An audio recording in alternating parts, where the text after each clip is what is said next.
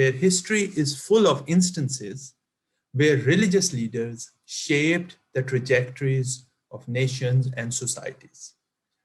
Just to consider two examples, one from the West, Pope Urban II, his famous sermon at the Council of Clermont in France, where he advocated the Crusades, is believed to have profound influence on society at large following that. If we go to the East, we have Imam al-Ghazali from 12th century Persia, who gave his famous fatwa against science and rationality, which is also believed to have profound influence on development of many Muslim societies. And now, of course, we have from Enlightenment onwards, at least, that scholars believe that religious leaders deeply influence institutions, especially Spinoza, of course. And more recently, scholars, especially the ones here in the audience as well, have begun to disentangle how exactly do religious authorities impact institutions, politics, and economic development. Now, in this paper, despite these efforts, we think that there is lack of causal evidence on how religious leaders influence institutions, and in particular, how do religious leaders impact rule of law. So to answer this question, we have to take a step back and ask another question. That is, how do historical religious institutions from which religious leaders are associated with impact rule of law, and whether the effect of these historical religious institutions is explained by the rise of religious leaders to political office. To give you the context what I'm talking about, I want to show you one picture. This is the Bahauddin Zakaria shrine in the city of Multan in Pakistan. This shrine was built in the 12th century and is a tomb dedicated to a Sufi saint. And this shrine, like all other shrines in Pakistan, are associated with the religious leader associated with this shrine. The religious leader associated with the Bahauddin Zakaria shrine is Shah Mahmud Qureshi, pictured in white here. Shah Mahmud Qureshi, like his father before him, and his father before him, and his grandfather before him, is a shrine leader associated with this shrine. Shah Mahmud Qureshi is believed, like other dynastic shrine leaders, are believed to be the direct descendant of Prophet Muhammad of Islam. And their sacred blood, many locals believe, allow them to wield supernatural powers, which is a bit like saint worship in the Christendom, where people believe that they can heal the sick and solve all their problems. And this is just one picture of a child getting blessings from the shrine leader. Now, in addition to the shrine leader, after a particular shock, which I will talk about, this shrine leader rose to politics and he became the mayor of Multan. And here he is pictured, the same shrine leader, campaigning for the mayorship of Multan. And now we see, after that, he is now the current foreign minister of Pakistan, pictured here with President Trump and Prime Minister Imran Khan, the current Prime Minister of Pakistan. So what is going on? What explains the rise of the shrine leader to politics, and how does it influence institutions and in particular rule of law?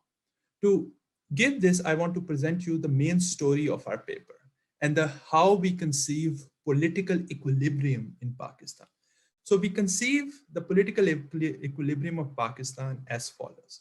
Throughout Pakistan's political history, local politics is dominated by large land-owning feudal politicians that alternate power at the local level and at the state level. However, in 1999, Pakistan transitioned from a hybrid democracy to a direct military dictatorship.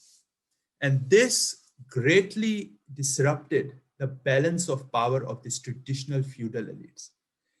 What the military government did is that it introduced a local government reform, which weakened these relatively secular traditional elite and ushered the rise of this new breed of politicians, these dynastic shrine leaders, which I showed. The shrine leaders, also called the Sajada Nashins, or literally bearers of the holy turban, derive their legitimacy not from the wealth and land ownership they get, but from religion. And what we say is that these religious leaders, which enjoy higher legitimacy, face lower electoral costs of deteriorating rule of law than secular politicians, and they are able to influence the courts in particular much more than a secular leader does. To give you a brief summary of our main empirical results, what we find is that districts that have high historical shrine density, those districts have now more pro-government rulings and lower quality judicial decisions. And this, we show, is entirely explained by the rise of shrine leaders to political power. Our identification comes from the timing of the 1999 military coup that brings these shrine leaders to political office. What we do is we are comparing rule of law outcomes before and after the 1999 military coup across Pakistani districts with predetermined historical shrine density. We show that shrine leaders are able to use the courts more to expropriate land from the society, and they are able to use the courts to expropriate additional land. And our estimates show that the shrine leaders expropriate about 0.06% of GDP, or 180 million US dollars of additional land relative to the feudal elites. This is substantial amount, and this 180 million is about the same it is equivalent to the federal budget for education, which was earmarked in 2019. Coming to the related literature, I won't go too much into detail, but this paper speaks to the three main strands of literature. It speaks to the literature on what are the conditions for establishment of rule of law in society. It also speaks to the vibrant and recent, still evolving literature, which many of the people here have really contributed towards, on the political economy of religion, which has shown the primacy of religion in shaping both institutions, politics, and economic development. Last but not the least, this paper also speaks to the literature on the deep roots literature, where which tries to assess the long-term consequences of culture and institutions. Now, we contribute to this literature in four ways. We document that, like development outcomes and other outcomes, rule of law also has deep roots, and it is rooted in historical religious institutions. And the influence of these religious institutions persists and is explained by religious leaders associated with these institutions and religious leaders rising to political power. Finally, we also think that we contribute to the literature by focusing on a country where studies are lacking, where data is incredibly scarce, and also in a context, it's the second largest Muslim majority country in the world, Pakistan, and the fifth most populous country. And it is a context where democratic institutions have not really taken root. So our data is from several sources, and one of the key challenges of writing a paper like this is, of course, the data collection effort which goes with it. And our primary data source is the texts of the judgment orders. These are decisions written down by judges in the local courts of Pakistan, which we use to construct our outcome variables on decision quality and decision in favor of the state. We combine this with other data from British colonial gazettes of 1911, which lists the number of shrines across Pakistan, and we collect some additional information from other databases like Election Commission of Pakistan, where we get data where we identify whether a shrine leader won political office and non-shrine leader won political office by looking at the honorific title of Makhdum in the election database. And finally, we get district level characteristics from census records, agriculture census and population census, which we digitize as well. So the key question is, how do we measure rule of law? We have several outcomes, but the key outcome variable is state victories. Here we focus on all cases where the citizen is poised against the state. And our key outcome variable here is state wins, which takes the value of 1 if the government obtains a victory and 0 if the citizen obtains a victory. Now, state wins is measured in 2 ways. First, we ask a law firm to code the state victory variable as 1 and state losses as 0 after reading the text of the judgment order. Now, since this may be subjective, we also do a textual analysis of the cases where we analyze the text of the judgment order and cross-check the results by looking for marker petition against the state is dismissed in the text of the judgment order, in which case state victory variable takes the value of 1. And if the text of the judgment order contains the marker petition against the state is accepted, the state victory variable takes the value of 0, and we get identical results if we use either of them. We also have additional variables which we think are strongly approximates rule of law, but I won't have time to go into those details. So we have a simple difference and differences estimation, where on the left-hand side, we have state victories at the case level. On the right-hand side, we have the interaction term between a post-coup dummy interacted with historical shrine density as recorded in the 1911 British Colonial Archive gazettes. And we had district fixed effects, time fixed effects, even case type fixed effects, and a bunch of control variables. Now, kappa is our difference and NP cluster standard errors at the district level. Now, kappa is the difference and differences estimator for the impact of shrine density on state victories.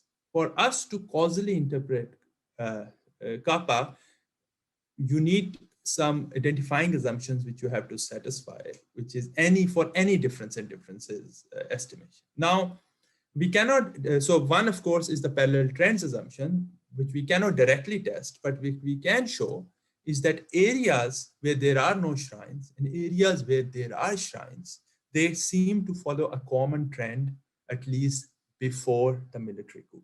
So after the military coup, you might have a good approximation as well. The second key assumption, identifying assumption for any difference and differences, is that there are no confounding interactions which are correlated both with the military coup and shrine density. Here we do a couple of tests, but I'm going to only show you one of them, where we show that other things which could have changed do not seem to change if we look at the data. For example, we see that in high shrine density areas, before and after the coup, similar types of cases are filed, similar types of cases are decided, implying that at least the cases are similar before and after the coup in high and low shrine density areas. So now we can come with a bit more confidence and interpret our kappa with slight more confidence after having a look at this evidence in favor of the identification assumption. And when we estimate our difference and differences estimated, yes? So when we estimate kappa, we find that a standard deviation increase in shrine density increases state wins by about 5 percentage points following the coup.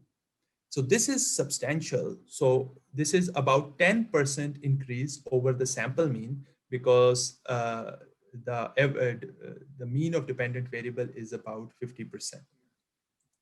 Now coming to the mechanism, what does it mean that historical high shrine density, historical religious institutions affect state victories?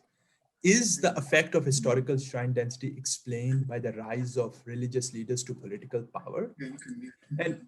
And what we show is, so before we do a more rigorous test, just a simple plot seems to be suggestive. So if we just look at number of shrine leaders elected to office before and after the coup, there seems to be a huge jump after the 1999 military coup. Here we use the honorific titles of shrine leaders and match them in the election database to see how many of the shrine leaders won elections relative to not before and after the coup. And we see there is a dramatic jump in the number of shrine elites elected. In addition, what we do is, so we can do a more rigorous test through a triple difference specification where we interact our shrine density and post-coup variable with number of shrine elites elected to office in a district in a given time. And what we find that the effect is entirely explained, the effect of historical shrine density is entirely explained by rise of religious leaders to political office. For example, we don't see that the shrine density per se has an effect. So if the area is high shrine density and no shrine leader has won elected office, on local courts in that district show no rise in pro-government rulings. However, we do see a pro-government ruling only where shrine leaders won elections. Also, we see that just shrine leaders winning after the coup is also not important as well. So quantitatively, what we estimate is that when a one standard deviation increase in shrine density occurs, state wins increases by 1 percentage point when 4 more shrine leaders win elections in the district. Now, uh, I won't go more into detail of the mechanisms, but yeah, if you'll have questions, I'll be more than happy to answer them. So in conclusion, what I have shown is that districts which have higher shrine density have higher government victories. In fact, we have other variables. We also find that districts that have higher shrine density also have lower quality judicial decision as measured by case delay, rulings on evidence, and also whether the adequate legal process was followed as well. And we present evidence that these results are entirely explained by the rise of shrine leaders to political office. Finally, I didn't have time to go into the details of the types of cases driving the results, but what we show is that the key type of cases driving the results are land expropriation cases. And we find that additional land expropriation that occurs by religious leaders is about 180 million US dollars every year. So I would just conclude with a historian's comment on the shrine leaders and their land expropriation, where he writes that they came with religion but no land and left with land but no religion. Thank you very much.